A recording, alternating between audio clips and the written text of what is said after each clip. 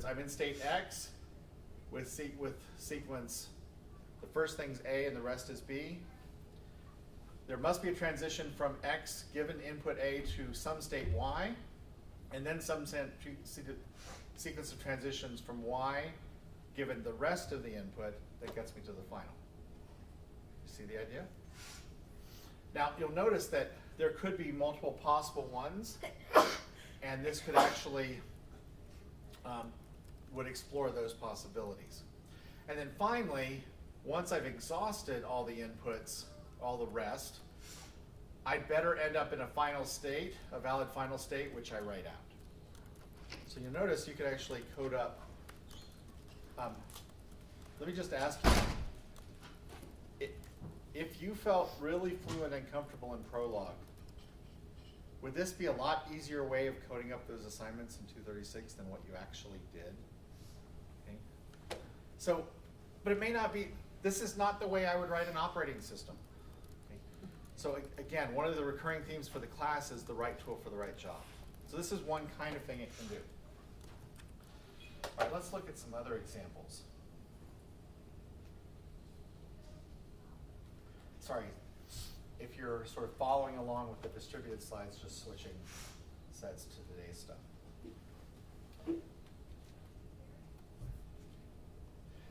Now it's possible, one thing we haven't seen is any kind of conditionals.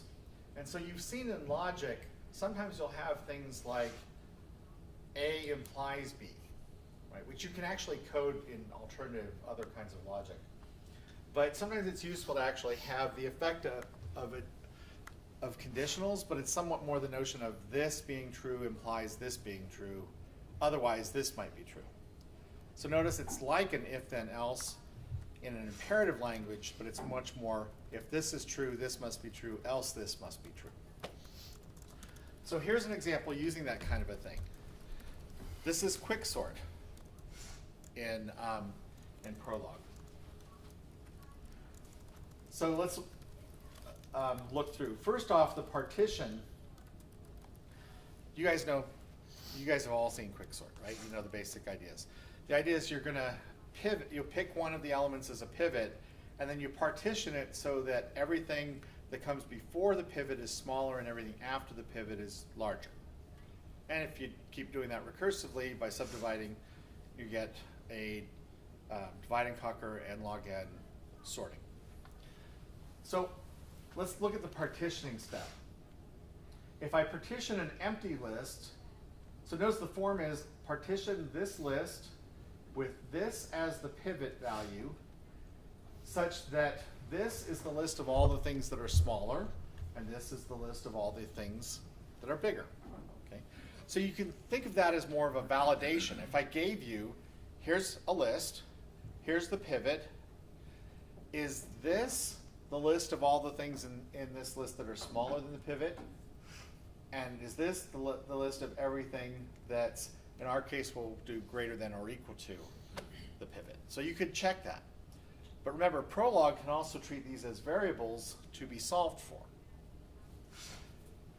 So the first rule here, the base case, is actually if I partition an empty list, I don't care what the pivot is, and the list of things that are smaller and the list of things that are bigger are also both empty. And so that's the trivial case. Otherwise, if you ask me to partition some other list based on a particular pivot into smalls and bigs, by the way, you'll notice this convention. This is something you'll sometimes see, not just in Prolog, but you'll see it in Haskell when we get to it later, and some other languages will use it. When you have this sort of pattern matching for head and tail or first and rest, it's not uncommon to have the first thing be X and the rest is X's. So read this as, if I have a list whose first thing is that's some X followed by a bunch of other X's, you see the mnemonic? Then do this. So this is one of, this relies on, is this first thing larger or smaller than the pivot, right? If it's smaller, it goes in smalls. If it's bigger, it goes in bigs. Greater than or equal to. So we'll use one of these sort of conditional kinds of things. this basically reads as X. This is a less than operator in Prolog, mainly because the straight less than symbol has some other meanings. But so this is a less than operator. If X is less than the pivot, then the following must be true. Smalls is X or X concatenated onto the front of some variable rest. If I partition the rest of the X's by the pivot, I would get the same rest and bigs. Yeah? Just on that less than operator, is that an at symbol? It's an at symbol. Okay. So you use that before basically mathematical operators.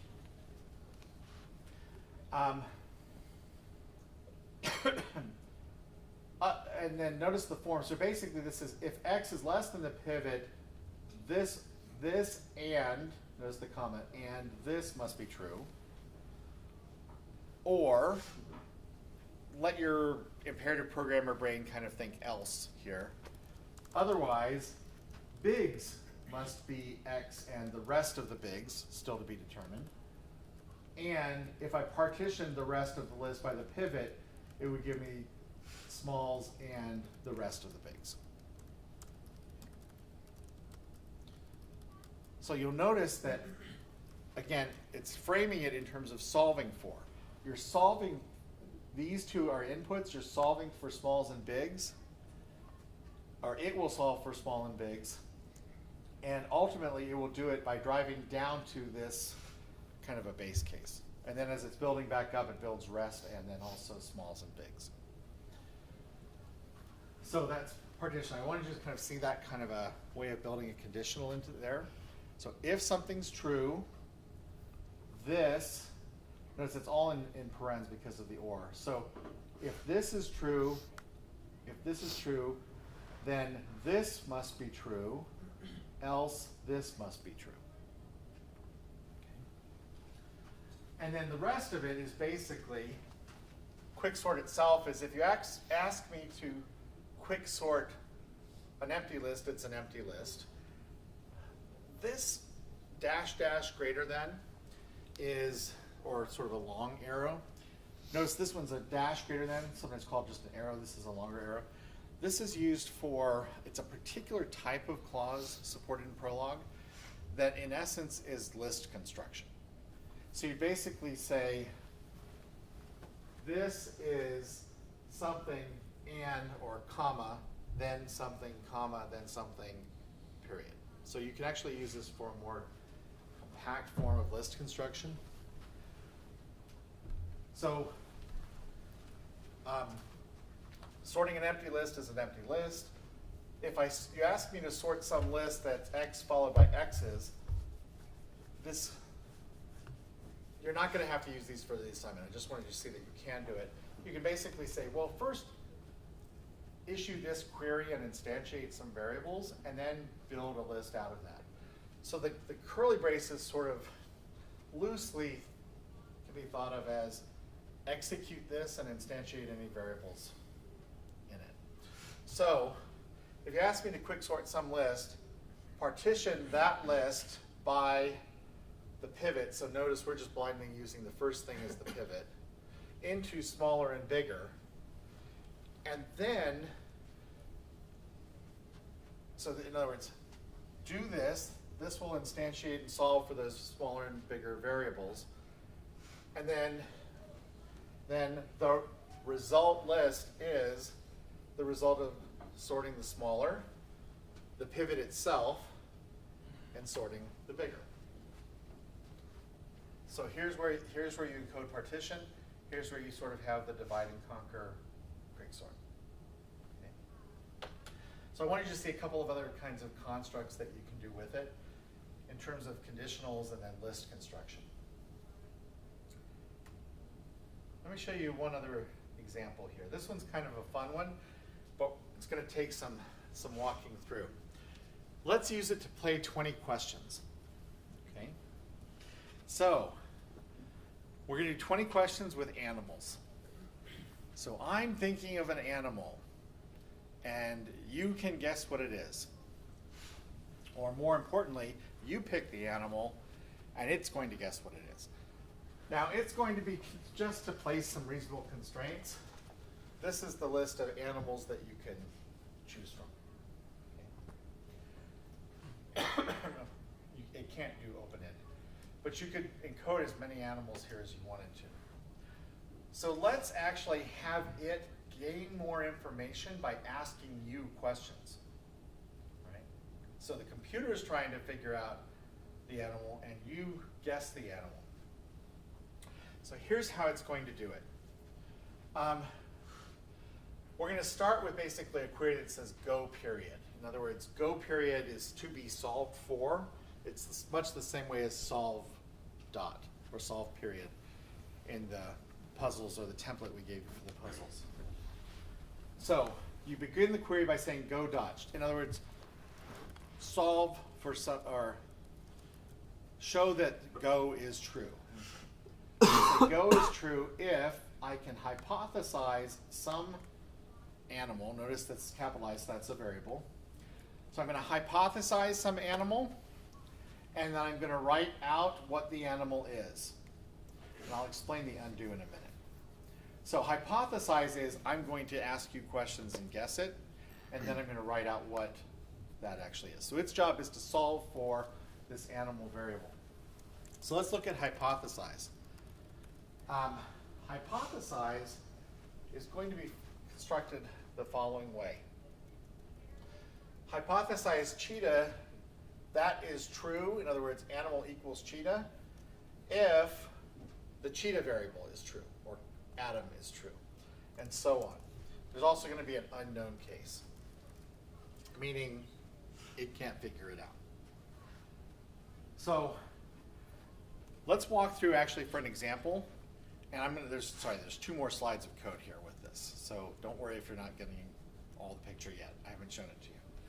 So let's suppose just first that the animal is tiger, so we can see some backtracking with it. So suppose that you guess, or you pick a tiger, and it's trying to guess it. So the first thing it's going to do is hypothesize some animal. Well, these are the only valid values for things that can be hypothesized. So we'll pick the first one. So it will guess, oh, animal could be cheetah. Okay? So in its mind, it's thinking it could be a cheetah. Let's ask questions to verify if it's a cheetah or not. Okay? Now, this may not be the strategy you might use. You might start with, like, is it a mammal? Is it this or that? Right? Broad things. But it's just going to sort of pick one and try to sort of prove or disprove that. And in the process, it'll have to ask questions. It'll gather information. If it finds out that its hypothesis is wrong, it'll backtrack. But that information might have already eliminated some other possibilities. So, or remembering information so it doesn't have to ask for the same things over. So I hypothesize that it's a cheetah, but you're really doing tiger. So hypothesize cheetah is true if cheetah is true. Let's see what makes cheetah true. It's a cheetah, so cheetah is true, or it's a cheetah if mammal is true and carnivore. I'm just going to switch from sort of prologue interpretation to sort of more English interpretation. It's a cheetah if it's an animal, it's a carnivore, and I can verify that it has tawny color. In other words, I can ask questions to verify that. I can verify that it has a tawny color and that it has dark spots. Oh, by the way, how would mammal be true? Well, mammal would be true if I can verify that it has hair or that it gives milk. Okay? And then similarly, it's a carnivore if it eats meat or has pointy teeth, has claws, and has forward eyes. So let's think about what happens as we go through this. So I've hypothesized that it's a cheetah. So I'm going to go to the cheetah atom, and I'm going to see if there is a rule for making cheetah true. Well, it's a cheetah if it's a mammal. Okay, how do I make mammal true? Remember, this is all and. So I got to make the first one true. All right, how would I make mammal true? Well, oh, there's a rule for mammals. Mammals can be true if it has hair. Okay, so I need to do verify has hair. Well, how do I verify? I'm going to ask a question. So, verify is actually going to be written this way. I'm going to ask a question, and then I'm going to remember that it's yes or no. So I'm going to come back to this in a minute. Let's look at asking a question. Ask some question is, I'm going to write, does it have the following attribute? Then I list the question mark.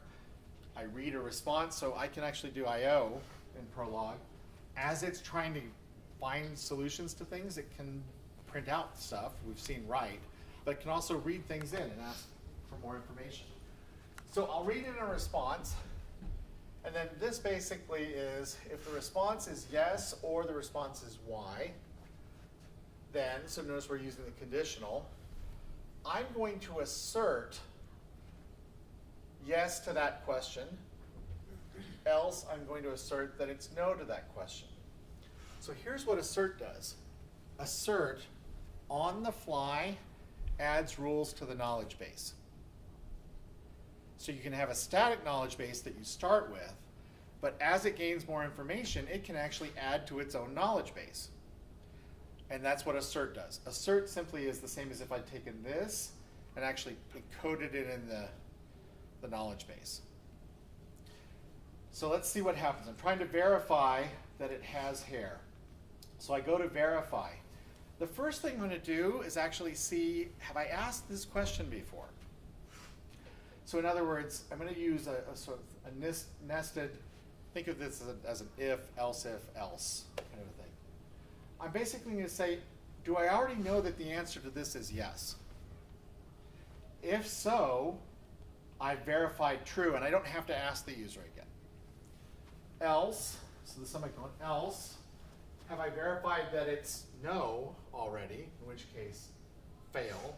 In other words, I've already asked this question, the answer was no, I'm going to backtrack back. If I don't already know the answer to the question, I'll ask the question. So in this case, it doesn't have a yes or no for that question in its knowledge base already. So I'm going to ask, does the animal have the following attribute, has hair? The user says yes. So the user says yes. We're going to assert yes, has hair. And now that's in the knowledge base. See the idea? And by the way, it's true. Okay, so I can keep going in terms of this. So at this point, I come back. And by the way, you have to declare ahead of time what these dynamic properties are that you're going to be adding to the knowledge base. So I assert that it's yes, and then this causes it to return. In other words, I have satisfied asking this question with a true value. Well, that was the result of the verify. So ask was true, so verify is true. So I have verified that it has hair. Well, that means mammal is true. And so check, it's a mammal. Okay, now, next, so I checked, remember I hypothesized it's a cheetah. I verified yes, it's a mammal. All right, now I'm going to ask if it's a carnivore. Or now I need to determine, is it a carnivore? Okay, well I got to look for the rules for carnivore. Well, there's a carnivore, eats meat. So I need to verify that it eats meat. I go here. I'm going to go through this a little faster than the first time through. Now I'm going to verify that it eats meat. I don't know yes or no yet to that question. So I ask, does it eat meat? Right? And then I get a yes back.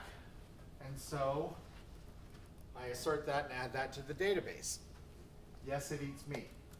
Okay, great. That means the verify was true. That means I did verify that it eats meat, which means carnivore is true. Through a similar process, I do verify has tawny color, and I don't know that yet, so I ask the question. I get another yes there. Okay. Now I go to verify has dark spots. Now remember, it's hypothesizing cheetah with spots. The animal you had in mind was tiger. Okay. So here you go to verify. I can verify now, does it have dark spots? Well, I don't know the answer yet, so I ask it. And here I get a no. So no, it doesn't have dark spots. Well, I assert that it's no, and I also trigger, in essence, that this clause fails. Okay? In other words, something and fail will always result in fail. So it's adding to the database and failing. Well, now that means the answer to this question came back no, or in other words, ask that question failed, which means, if we go back here, verify dark spots failed, which means it's not a cheetah. So in other words, not a cheetah, what do? You backtrack. Remember, this hypothesize caused an assignment to animal, and it assigned the first animal that it could. So it said, well, maybe it's a cheetah. Ask questions. No. The answer came back no. I couldn't verify that it's a cheetah. So you pick a different guess for animal. So notice depth forward searching with backtracking. So this forces it backtrack literally all the way back to hypothesize a different animal. So I'm going to assign animal equals tiger. Let's see if I can hypothesize that. Well, hypothesize tiger is true if tiger is true. Tiger is true if it's a mammal. Mammal is true if I could verify it has hair. Let's go to verify. This is true if yes has hair. I've already asked and answered that question, right? So right here, this yes is true. So it doesn't even ask the user again. So yes, I can verify that it has hair, so yes, it's a mammal. So check. Through a similar process, I'll determine if it's a carnivore. If a carnivore eats meat, I'll verify if it eats meat. Yes, already been there, ask that. So notice it's relying on rules it's already added to its database. Through a similar process, I'll verify that it has tawny color. Yeah, asked that already. Yes, that's in there. And so finally, I verify that it has black stripes. The user says yes. That's true. All four of these are true, which means tiger is true, which means hypothesized tiger is true, which means that was satisfied. And then it writes out, I guess that the animal is tiger. You see the idea?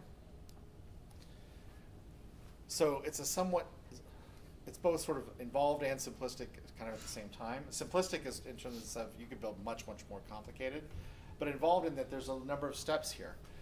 The key thing I wanted to show you was that you can use these conditionals, but you can also dynamically add things to your database, your knowledge base, on the fly as you gain more information. So it can do I/O, it can gain more use conditionals on that I/O, it can gain more information, add it to its knowledge base. Oh, by the way, what happens now when you want to run this again? Okay, so suppose I say go dot, I want to play again. Well, the knowledge base has all that other stuff in there. So you really want to kind of unwind the dynamically added elements of the knowledge base, and that's what this undo construct is doing.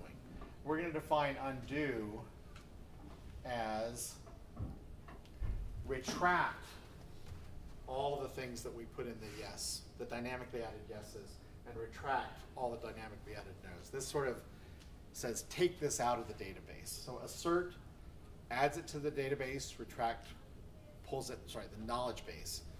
Assert adds it to the knowledge base, retract pulls it out. See the idea? And so now I'm fresh, ready to start again.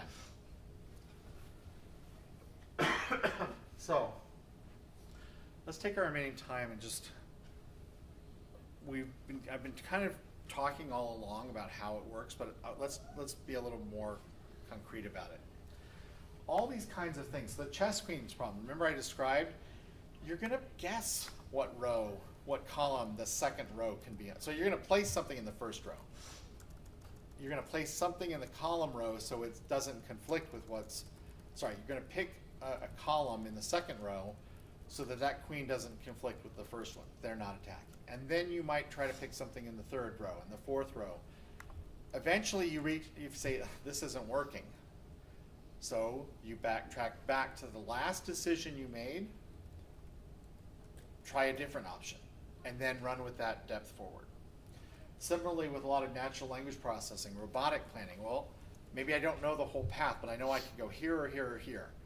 Let's guess I can go here. What are my options from there? What are my options from there? Depth first, and backtrack back and try other options if those fail. So what all of these have in common is this depth first backtracking search. So there's a huge array of problems that involve these kinds of things. And by the way, even things like natural language processing. How many times have you been listening to something or reading something where perhaps it's ambiguous, but you get a little bit later and you realize, oh, I misinterpreted that this pronoun is actually referring to this or that or something else like that. So all these kinds of things have depth first backtracking search. You've seen lots of different problems in computer science, and you've seen lots of different ways of attacking those problems. In 312, you probably, how many of you have had 312? Okay, so you saw depth first searching, right, and backtracking there, I hope. They talked about it. And there's other kinds of things in terms of branching down and pruning and other kinds of stuff that you can do. The idea is then it's going to use this depth first search, but with backtracking. So the process is, for every top level term in the query, it's just going to, this is the process I was describing last time as we walked through the example. It tries to match the first term against the head. In other words, that's the part that's before the colon dash. It's going to try to match that against some clause in the knowledge base. If it fails to find one, it just returns failure. Right? In other words, there's no rule for that, so fail. If it finds one, then that becomes the relevant query, sort of recursively, and then that's true if the other things. So you know how you have, right, so let's think of it. The rules are of the form, there's some, what's called a head. This is true if, and then you're going to have some sequence of, I'm going to call this sub 1, sub 2, and then a period. So if I issue some query, it'll try to match the head, all the parts of it, including the parenthesized parts.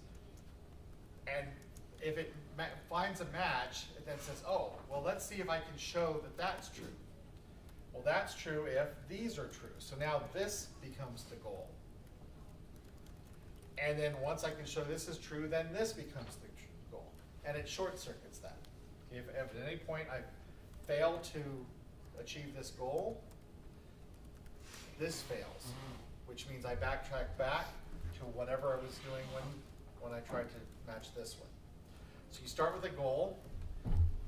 That can be satisfied if you can achieve some sub-goal, which can be achieved, which might require satisfying one of many other sub-goals, but let's just take one at a time.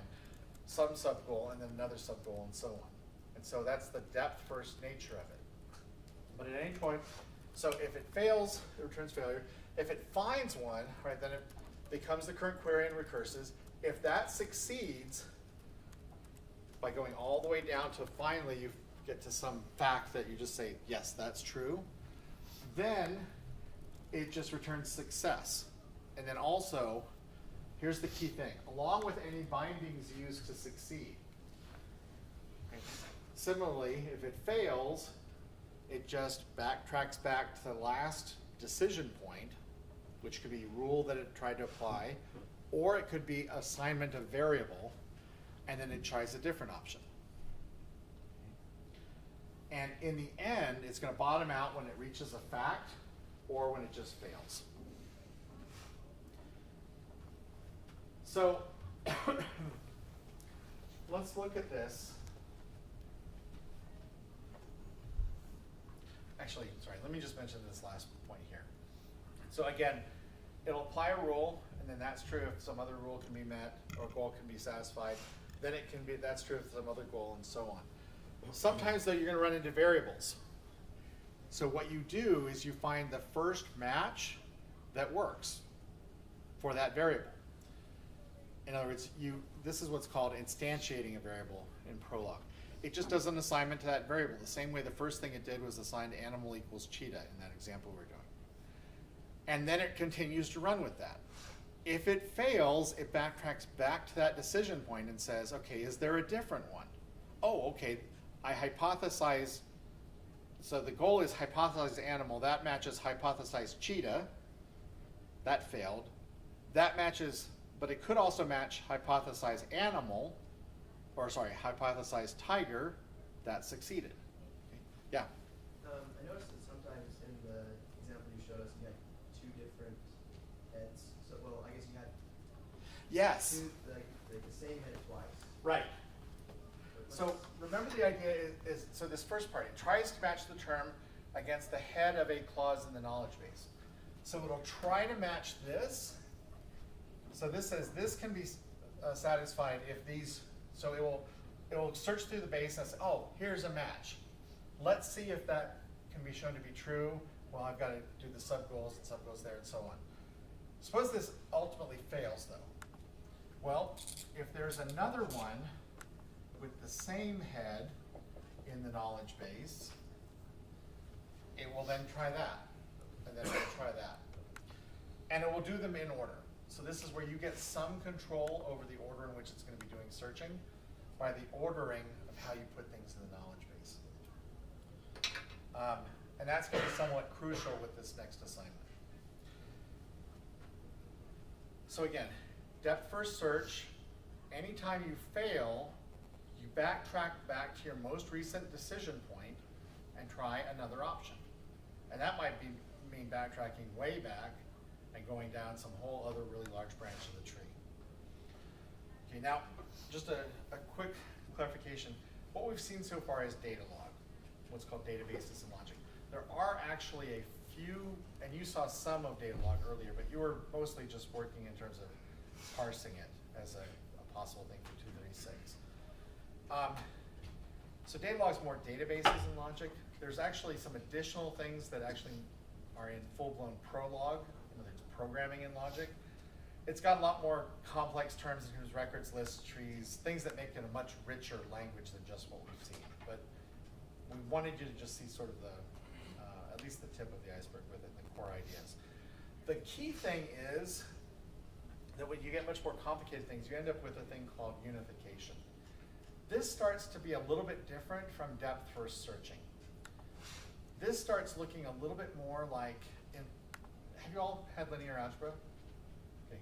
You know how sometimes you might have systems of equations, and so you end up with multiple constraints, all of which have to be satisfied. And so sometimes you'll end up with that in this, and this is what's known as unification. So we're to the end of our time, but I want you to go back and look at that example we gave you. There's a comment in it that it's inefficient. Okay. Well, we can come back, oops, sorry, wrong. A comment that, comment that it's inefficient.